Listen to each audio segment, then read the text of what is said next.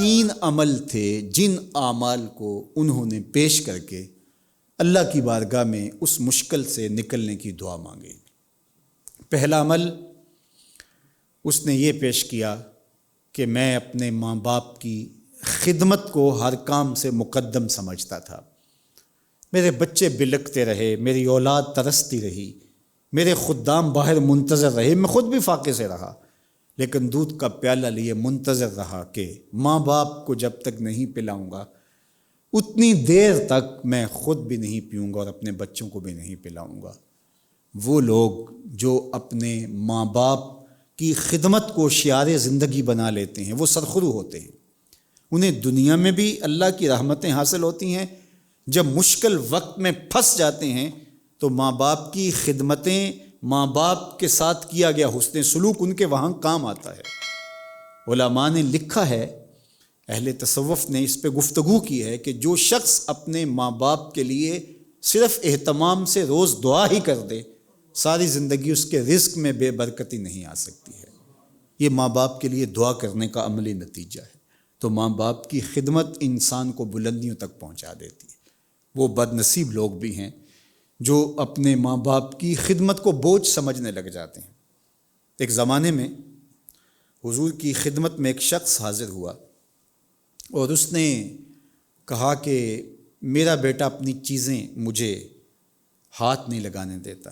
تو آقا کریم علیہ السلام نے اس کو بلایا اور کہا کہ یہ تمہارا باپ کیا کہہ رہا ہے؟ تو اس نے کہا کہ یہ چیزیں خراب کر دیتا ہے۔ تو حضور کے چشمان سے آنسو بہنے لگے۔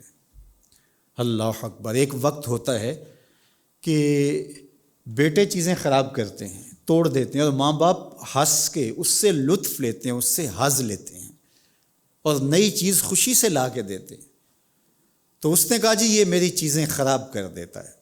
حضور کے چشمان سے آنسو ٹپکنے لگے اور پھر حضور نے ایک تاریخی جملہ ارشاد فرمایا، انت و مالک لابیک، تو بھی، تیرا مال بھی تیرے باپ کا ہے۔ تو ماں باپ کی خدمت کو مقدم سمجھنے والے سرخرو اور بامراد اور کامیاب ہوتے ہیں۔ اور یہ ایک ایسا سودا ہے جس کا ادھار نہیں رہتا، یعنی جو شخص اپنے ماں باپ کی خدمت کرتا ہے اس کو اس کا نقد صلہ دنیا میں بھی دیا جاتا ہے اور اس کا صلہ آخرت میں بھی وہ پاتا ہے۔ یہ ایک ماں باپ کی خدمت ہے۔ اور جو شخص ماں باپ کا بے ادب ہوتا ہے، گستاخ ہوتا ہے، اس کی نقد سزا دنیا پر بھی ضرور پاتا ہے اور آخرت میں بھی اس کی سزا پائے گا۔ نہیں تو آپ نشان لگا لیں اس شخص پہ جو اپنے ماں باپ کا گستاخ ہے، ساری زندگی آپ اس کو رسوا ہوتے دیکھیں گے۔ اور اس شخص پہ بھی نشان لگا لیں جو ماں باپ کا باادب ہے، ساری زندگی اس کی پگڑی کا کلس نیچا ہوتے نہیں دیکھیں گے، اس کو آپ رسوا نہیں ہوتے دیکھیں گے۔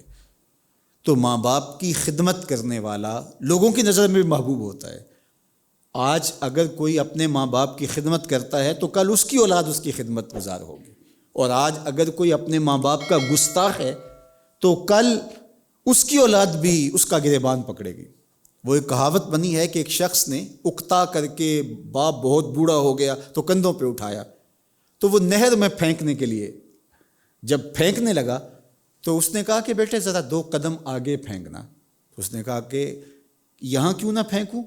کہا کہ یہاں میں نے اپنے باپ کو پھینکا تھا، تم اب مجھے 2 قدم آگے پھینکو۔ تو وہ پھر وہیں سے واپس آ گیا کہ اس نے اپنے باپ کو پھینکا تھا تو آج میں بھی اس کو پھینکنے کے لیے لے آیا ہوں، تو کل میری اولاد بھی مجھے پھینکنے کے لیے لے آئے گی۔ تو والدین کو جو اذیت دیتے ہیں وہ رسوا ہوتے ہیں دنیا پہ، اور جو والدین کے لیے جو ہے وہ محبتیں، خدمتیں نچھاور کرتے ہیں تو وہ سرخرو اور کامیاب ہوتے ہیں۔ مغرب کے معاشرے کے اندر تو ماں باپ اولڈ ہوم کے اندر سسک رہے ہیں۔ پہلے تو ایسٹر پہ اور یول کی چھٹیوں میں اور وہ باقی ایام کے اندر وہ چلے جاتے تھے، لیکن اب وہ ان ایام کے اندر بھی جو ہے وہ اپنے ماں باپ کو ملنے نہیں جاتے۔ باقی معاشرتوں کے اندر بھی کتنے لوگ ہیں کہ جو اپنے ماں باپ کی صحیح صحیح عزت کرتے ہیں۔ ماں باپ کی تعظیم، ماں باپ کی تکریم، یہ اللہ کی نعمت ہیں، یہ خزانہ ہے رحمت الہی کا۔ حضور علیہ السلام نے فرمایا رضا اللہ فی رضا الوالد و سخط اللہ فی سخط الوالد۔ اللہ کی رضا والدین کی رضا میں ہے اور اللہ کی ناراضگی والدین کی ناراضگی میں ہے۔ اور ایک حدیث کے لفظ یہ ہیں کہ الوالد اوسط ابواب الجنہ، جنت کے 8 دروازے ہیں، لیکن سب سے اعلیٰ دروازہ جو ہے فرمایا وہ تیرا باپ ہے، یعنی اس دروازے سے داخلے کا سبب تیرا باپ ہوگا۔ تو یہ جنت کا سب سے اونچا دروازہ ہے، سب سے افضل اور اعلیٰ دروازہ ہے۔ تو ماں باپ کی خدمت شعار بنانے والے زندگی میں سرخرو اور کامیاب ہوتے ہیں۔